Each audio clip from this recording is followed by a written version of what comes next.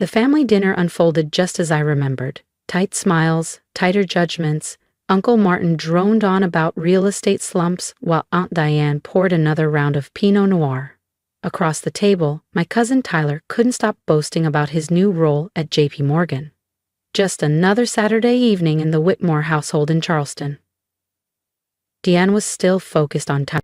Another shaky quarter, Uncle Martin muttered, slicing into his prime rib. Glad we stuck to tried-and-true investments, right, Tyler? Tyler nodded, self-satisfied. Blue chip stocks, municipal bonds. Slow and steady wins the race, he said, turning to me with a smirk. Not like some folks and their digital gambles. I smiled politely and sipped my sparkling water, ignoring the burn in my throat. My lawyer's emails still lingered in my mind. Tomorrow was the big day, but for tonight, I let them talk. I still can't understand why you wasted your inheritance like that, Maya, Aunt Diane said, shaking her head. Your grandfather worked so hard to leave something meaningful behind. I remembered it well. 6 years ago, Grandpa Henry had gifted each grandchild $150,000, 0 cents. Tyler had split his between mutual funds and a down payment on a condo. Our cousin Elise used hers to launch a travel blog that fizzled out in a year. Me? I went all in on blockchain infrastructure and early-stage AI companies.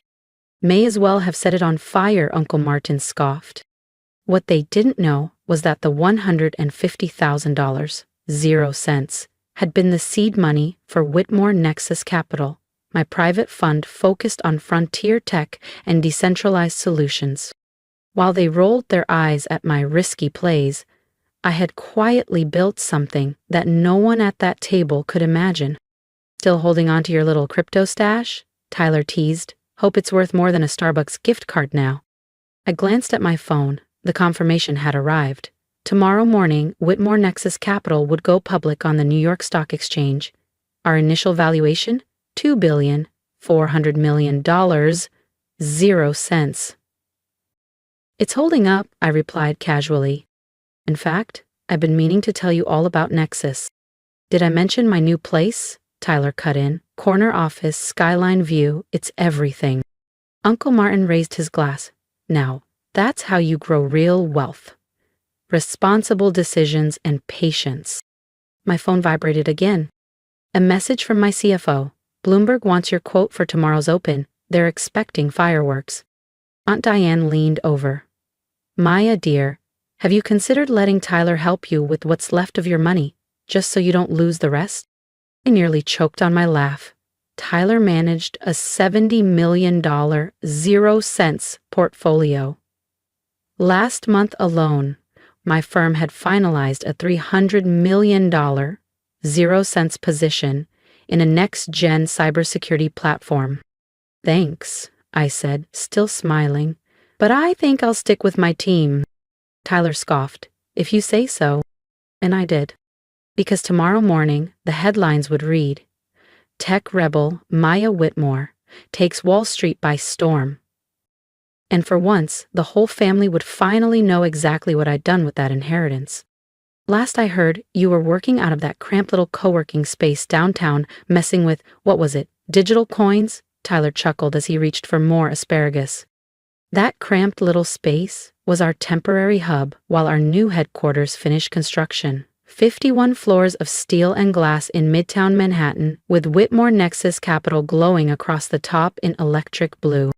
About that, I began, but Uncle Martin jumped in. Your grandfather would have been devastated, he said with a weighty sigh. He wanted that money to give you a real future, not bankroll some tech daydream. I bit my tongue and thought of Grandpa Henry, the man who'd made his fortune investing in IBM before the world took computers seriously. The man who told me just weeks before his heart gave out, the future rewards the bold. Be first, be right, be patient. Actually, I said, reaching into my bag and opening my laptop, I wanted to show you something real quick. Oh, sweetheart, not another one of your blockchain videos, Aunt Diane groaned. Tyler, why don't you explain how proper investing works? Tyler puffed up. You see, Maya, real value comes from diversification, market resilience, steady growth. You can't just throw money at trends and expect returns. I let him go on while my laptop screen loaded the NASDAQ pre-market dashboard. My eyes stayed on one line. WNX Whitmore Nexus Capital. IPO opens in 27 minutes. Demand was sky high. The underwriters had already raised projections. Soon, the entire Whitmore family would know the truth. The girl they said squandered her inheritance? She'd built one of the fastest scaling private funds in North America. But for now, I pushed a piece of roast beef around my plate and let them lecture me about real finance. Because sometimes the best revenge isn't served over dinner. It's rung in from Wall Street. The next morning, sunlight streamed into my corner suite. Yes, the real one, overlooking Bryant Park. CNBC played silently on the wall mount screen. The opening bell was just half an hour away. WNX. Projected to be the largest IPO of the year, the ticker flashed under a smiling anchor. My phone buzzed. Tyler, breakfast at the club? Dad wants to drill you about responsible investing, again. Before I could type a reply, Sarah, my assistant, burst through the door, eyes wide. It's live. She turned her tablet toward me. The Wall Street Journal. Tech visionary Maya Whitmore to launch game-changing IPO. Wall Street buzzes. Do they know yet? She asked, smoothing the ceremony agenda. They're about to, I said with a grin. Then my phone rang. Mom. Maya, honey, she said, trying for warmth. Can you come to breakfast? Your father's just concerned. He says it's not too late to make wiser choices. I glanced toward the glass wall. Reporters and photographers now lined the plaza below. Actually, Mom, I said, can you all meet me somewhere instead? Where? Turn on CNBC. What? Why would we? Just do it. I hung up just as my CFO stepped in, holding the finalized numbers. Remarket demands through the roof, he said. We're shattering projections. I smiled, straightened my blazer, and headed for the elevator. Let them watch. Let the world watch. If you've ever been doubted by the very people meant to believe in you, stick with me. Hit subscribe and join me for what happens the moment the bell rings. We might open above $220.00 per share, my CFO said, eyes on the screen. The elevator dinged. My legal team stepped in, carrying the ceremonial bell for the NASDA opening. Everything was in place. My phone buzzed wildly. Texts, notifications, missed calls. Then came the ping from the Whitmore family group chat. Tyler, why is Maya's face on CNBC? Aunt Diane, what's Whitmore Nexus Capital? Uncle Martin, is this some kind of mistake? I typed back 2 words. Watch and see. Sarah turned up the volume on the wall screen. The CNBC anchor's voice filled the room. In what's being hailed as the investment story of the year, Whitmore Nexus Capital is set to go public today. Founded by 32-year-old Maya Whitmore, the fund began with $150,000 0 inheritance and now dominates the frontier tech investment space. My phone rang again. Tyler. I hit speaker. Maya, he stammered. Tell me this is a different Whitmore fund. Remember that computer money you used to laugh at? I asked calmly. It just made me a billionaire. The anchor continued. With strategic positions in blockchain infrastructure, quantum computing, and next-gen AI, Whitmore Nexus has yielded returns of over 1,100% in just 3 years. Another call, this time Uncle Martin. Maya Evelyn Whitmore, he barked. What the hell is going on? I took a deep breath. The inheritance you all said I burned, I said steadily. I turned it into a $2,700,000,000 0 fund. And the bell rings in 15 minutes. You might want to hurry. In the background, I could hear Aunt Diane crying softly. My CFO leaned over, showing me fresh numbers. Actually, he whispered, we just broke $3,100,000,000 0 pre-market. The elevator doors opened again, and there they were. Orton, Uncle Martin, Aunt Diane, Tyler, all of them still in their country club breakfast clothes.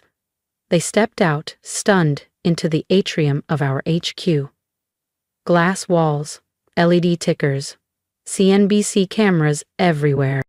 A sea of reporters and investors filled the space, all facing the stage bearing the Whitmore Nexus Capital logo. I stepped forward. "Welcome," I said gently. "Would you like a tour before the bell?" They looked around in silence. Tyler's jaw twitched. "All this time, while we were mocking your investments, you were building a damn empire," Uncle Martin finished, his voice flat. Aunt Diane wiped her eyes, then stepped forward. "Maya, why didn't you tell us?" I met her gaze. "Would you have listened? Or would you have just reminded me again that Grandpa's money wasn't for games?" Before she could answer, the anchor's voice cut in. "We're live in 5 with Maya Whitmore, the unexpected force behind one of the largest tech IPOs in recent memory." "You should all take your seats," Sarah said, guiding them toward the front row. As they settled, dazed and whispering, I straightened my blazer and checked the real-time trading board one last time. Tyler leaned forward, eyes glossy. "Maya, those lectures I gave you about safe investing? Inside job. Just relax, you were in." I looked at him, picked up the ceremonial bell and said, "Save it. We're about to find out who really understands the market," I said quietly, as the CNBC countdown began and the cameras rolled. 5 years. 5 years of being talked over, underestimated, told I was reckless with money and foolish with dreams. Every second had led to this moment. The trading floor exploded into movement and shouts as Whitmore Nexus Capital, WNX, surged past $250, 0 cents a share within the first hour. From the executive viewing suite, my family sat in stunned silence, eyes glued to the wall of market screens. $265 per share, Tyler muttered, phone in hand, trying to do the math. "That means your fund is worth more than the GDP of several small countries," I finished for him, sipping my espresso. Mom stared at her untouched coffee, her hands trembling as the CNBC replay looped the bell ceremony. There I was on screen, confident, calm, in command. Nothing like the irresponsible niece they used to scold at family barbecues. Dad finally spoke. "Your grandfather. He knew, didn't he?" I turned to the window, smiling. "He was my first advisor. That money wasn't just a gift, it was a vote of confidence. He saw what I was building long before the rest of you did." "But the crypto stuff, the weird tech companies?" Tyler said, voice trailing into disbelief. "All carefully researched and risk-weighted," I said, turning back to them. "While you were gloating over 8% annual returns, I was locking in 1,000% gains from frontier tech seed rounds. Blockchain, neural net, AI, quantum cloud security. You called them fads. I called them the future." Just then, Sarah rushed in, slightly breathless. "We just crossed $275, 0 cents. Wall Street is eating it up. We're trending across every financial network." Mom finally found her voice. "All those times we tried to talk sense into you, we thought you were throwing everything away." I looked at her gently. "No, I was just playing a different game. You followed the rules. I changed the board." The screens lit up with a red banner. Breaking: Maya Whitmore becomes one of the youngest self-made billionaires in U.S. history. "Millionaire," Tyler whispered. "My little cousin is a billionaire." Dad stood suddenly, walked to the glass wall overlooking the floor below, and placed a hand on the window. He didn't turn around. "I was wrong," he said, voice low. "We all were. About everything." "Yes," I said simply, "you were." Aunt Diane looked at me, voice cracking. "But why keep this all from us? Why not tell the family what you were doing?" "Because I needed the silence," I replied. "I needed space to build without your doubts. Without Tyler's lectures. Without the guilt of not doing it the safe way." Sarah returned once more, holding a clipboard and iPad. "Maya, Bloomberg wants the first interview, and the architects are here for the final walkthrough on the new HQ tower. Do you have time?" I stood slowly, adjusting my blazer. "Tell Bloomberg I'll meet them at the rooftop garden. Let's give them a view of what belief looks like. And make sure the architects know I want the lobby sculpture to feature a phoenix. Dad turned to look at me, eyes glassy. A phoenix? I smiled. It felt fitting. After all, everyone thought I'd crashed and burned. Show them to the conference room, I told Sarah. I'll be there in a minute. New headquarters? Tyler asked, trying to sound casual. 50 stories. Central Park views, I replied with a small smile. That cramped little office downtown? Just a temporary workspace. Dad turned from the window. His eyes were misted with emotion. Your grandfather would be so proud. He was proud, I said softly, correcting him. He believed in me before anyone else did. He understood that the biggest returns come from backing the person everyone else underestimates. Behind them, the screen flickered again. WNX $301.87 per share. The so-called wasted inheritance had grown into something beyond anything they'd imagined, beyond even what I'd imagined that first sleepless night 5 years ago when I wired the first investment. So, Tyler tried forcing a grin, about all that investment advice I gave you back then. I picked up my tablet and gave him a polite nod. Actually, I have back-to-back meetings with international partners today, but if you're serious, I added, swiping through documents, Whitmore Nexus is always hiring analysts. I glanced up. Entry level, of course. His smile faltered, his cheeks flushed as the words sank in. The cousin who'd lectured me at every holiday dinner would now have to apply for a junior position at my company. I should get going, I said, slipping the tablet into my bag. Sarah will walk you out. I turned to Mom and Dad. Sunday dinner's at my place this week. I think you'll like the view. From the penthouse. As I walked away, heels clicking against the marble floor, I caught Mom's voice behind me, barely a whisper. Our daughter, a billionaire. No, Dad said, his voice thick with realization. Our daughter? A visionary. I smiled quietly as I approached the conference room, Sarah already holding the door open. I thought of Grandpa Henry's final words to me on that crisp October afternoon when the leaves were falling outside his hospital window. Don't wait for them to understand. Show them what you see. Show them the future. Now, as I watched my family, still frozen in awe, staring at the screens flashing billions in real time, I realized I had finally shown them. Not just wealth, not just power, earth. Sometimes the greatest investment isn't in stocks, real estate, or mutual funds. It's in the quiet belief that you can do something no one else sees. Even when the world calls you foolish. Even when your own family doubts you. And sometimes that belief returns more than money ever could. I didn't build Whitmore Nexus Capital to prove anything to anyone, at least not at first. I built it because I believed in something no one else did. Not the market, not the media, and definitely not my own family. But that belief, that quiet, steady conviction, it was mine. And sometimes, that's all it takes.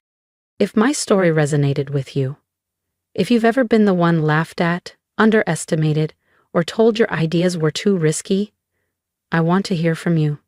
Drop a comment below. Tell me what part hit hardest.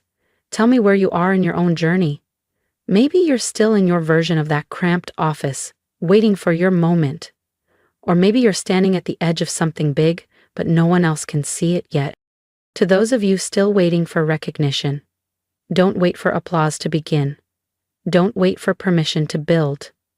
Trust the version of you that dreams with both feet planted and your head full of impossible ideas. That version, that's the one who changes everything.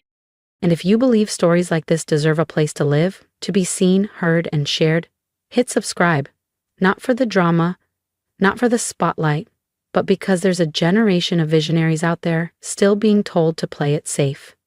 I want this channel to be a place where we rewrite that story together.